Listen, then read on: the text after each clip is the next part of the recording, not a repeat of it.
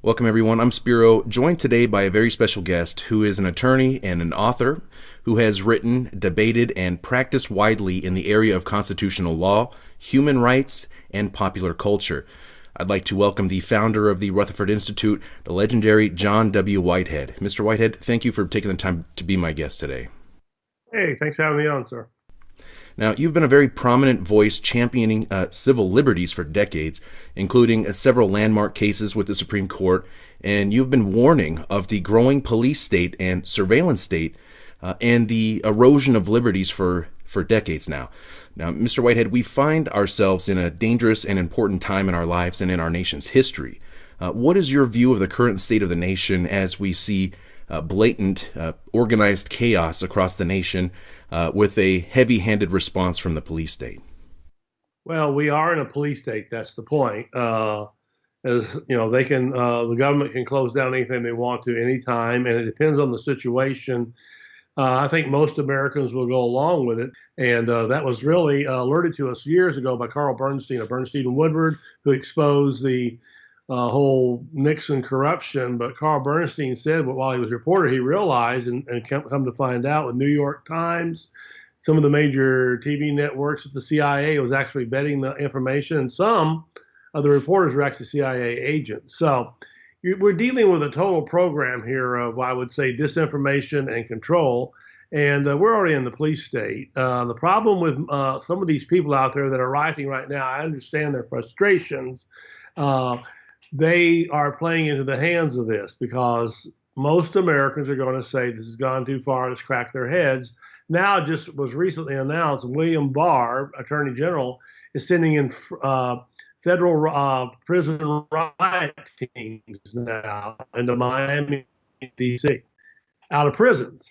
Well, so what does that say? Let's take the symbol there. Are we in a prison?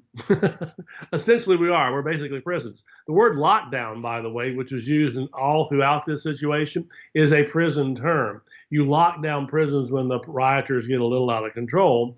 And with this COVID-19 situation, we saw the same thing. We were prisoners in our own home. You couldn't leave because everybody was afraid of this or that. So we're in the police state. Will we get out of it? I don't know. I don't see any prominent figure, in my opinion, speaking up and saying we're in a police state, stop this stuff.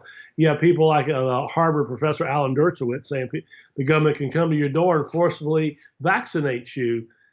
If that's true, you have no rights whatsoever. So I would say the Bill of Rights right now has been flushed down the toilet. The Fourth Amendment, I mean, police for years have been doing this stuff. But if you remember the Boston lockdown, all the Ferguson situation that was going on for a while, people get irritated. But I would say this, that we have to be very, very careful. I've just said it already, but with what we're reading, what we're hearing, because if the federal government wants to extend their power further, they can, in a way, and maybe not, maybe I'm wrong on this, but possibly infiltrate groups. If you go back to COINTELPRO, the FBI, the government has a long history.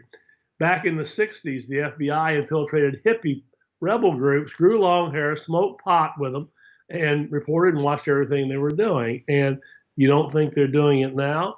We're not dealing with St. Jesus when you're dealing with the government. You're dealing with an entity that's run by corporate mega corporations like Facebook, Google. And they work with the CIA and all the groups across the world now tracking your location data. So we're in a total surveillance state as well. So I think it's a situation where there are very few people alive today that are thinking at all. We've had all the great science fiction writers warning us for years, but have we been listening? I don't think so. Now, Mr. Whitehead, President Trump recently stated that he will be designating Antifa as a terrorist organization, which many people at this point would probably agree, as Antifa literally could fit the description of terrorism, using violence to achieve a political means or a political agenda. Now, is this the right move to make? Well, the question is Antifa, who and why is it Antifa? Who's funding Antifa? Is the government involved with Antifa? I don't know. I don't know if the President of the United States should be labeling anybody. He could label the Rutherford Institute a terrorist group. No, not if we have an elected government. That's something a commission should be set up, controlled by Congress, and they should analyze these things. No, I don't. I disagree. I don't think the president of the United States should be labeling anybody a terrorist group. When I look at some of the things the United States does, I would say that's pretty terrorist. Like Trump's already dropped almost 80,000 bombs in the Middle East. I would consider that terrorism, to be honest with you, against another. You're talking about children or whatever getting killed over there. So I don't think anybody with that kind of record has a right to be labeling anybody a terrorist. Or you're a terrorist by just having me on the program. And I've had government agents tell me that. I mean, they look at me and go, boy, you're on the government list. And I'm going, what list is that? And they look at me. I've had NSA agents talk to me and who've read my books and agreed with what I'm saying. They said, man, you're one. So it's a scary scenario. It can get out of, in my opinion, it can get out of hand. Things like what we're seeing right now, and what we've not learned the lessons of history. People like Martin Luther King, for example, he would be looking at this going, why the violence, folks? You're going the wrong way. What did John Lennon say, the former ex-Beatle and activist? He said two things the government can't handle: humor and nonviolence. We give them violence, and they go, yippee, we can take more control now. And that's exactly what you're seeing them do. And of everybody, not just the so-called terrorists, but any of us out there that they can control, they will do it. Well, yes, I mean, they could, as you correctly pointed out, not only designate Antifa to be a terrorist group, but this could be a slippery slope in my view. And this is what I wanted to ask you. What's to prevent this president or even a future president from declaring other groups terrorists? Like, for example, anti-vaxxers, as they're called, right? What if people start protesting a mandatory vaccine, if it becomes mandatory at this point, and they're deemed a public health threat? I mean, very slippery slope. It does away with free speech, free thought, freedom of association, the right to be secure in your homes and persons and papers without the government, watching you. I mean, people like Thomas Jefferson would go, what the heck are you people allowing them to do? So, no, I don't. I think that's ridiculous. And again, we don't have all the information. Most Americans have no clue what's going on anyway. They're watching CNN or Fox or whoever they're watching, which are major corporate medias run by people who want to make money off of the people who are watching the programs through their commercials, etc. So that's what we're dealing with. We're not dealing with reality now. We're not dealing with a country that's free and open. I mean, listen, Mark Zuckerberg was in the White House in October and had two dinners with Donald Trump. They didn't tell us what they were talking about. You're kidding me. I paid for the dinner, but I don't know what's going on with my tax money. That is a good point. Now, this terrorist designation, as you clearly stated, I'm sure it would have impacts on people's civil liberties. But, what would be the purpose behind designating them a terrorist organization? What would this allow the government to do that they would normally be restricted from doing? Oh, well, stick the FBI, NSA, CIA on total, and they could wipe them out. They can arrest them and take them away in the middle of the night. Remember, the National Defense Authorization Act, the President of the United States can label someone a terrorist or extremist, and they disappear to wherever they take them. Probably a FEMA camp, which I've been told by former NSA agents exist on military camps now. They were built by Halliburton. Halliburton, the big corporation, got $385 million to build them. They can just disappear. You won't see your lawyer or your family. So that is really scary. With designating someone as a terrorist group, I mean, if that's that particular one group, whoever that we know they are, and they actually had their members, were out with guns and shooting people or throwing bombs through windows. They were the actual people, not just people hanging around them. You might have some kind of a case for that. But again, the president he's not Adolf Hitler. He's not Stalin, whoever he might be, some dictator. He shouldn't be labeling anybody a terrorist, because I can look at some of the actions I'm seeing the government do, like I just said, or some of the police over the recent year. 80,000 SWAT team raids are smashing through people a year. They're shooting people in their beds, and they get away with that. Now that sounds like terrorist activity to me, but the government can do it. It's okay, man.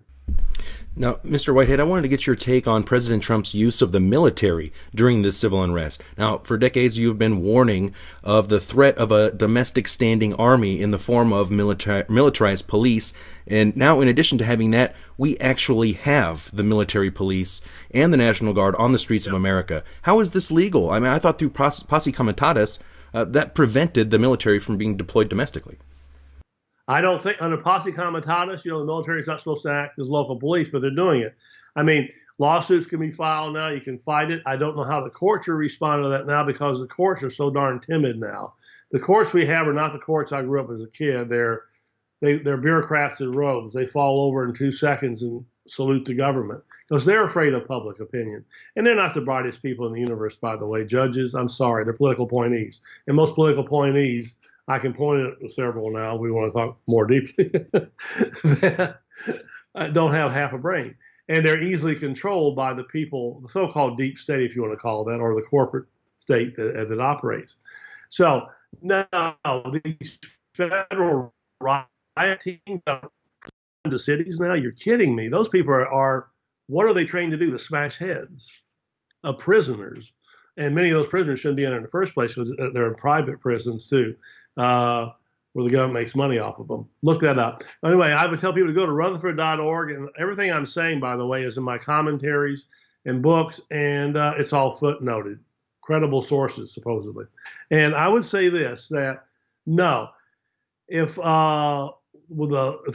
all the equipment that cops have today, the MRAPs, the grenade launchers, all the surveillance equipment, if they can't handle this situation, just minimally in many cities, then we've got a problem anyway. But yes, we have George Washington said it very clearly, do not have a standing army on American soil.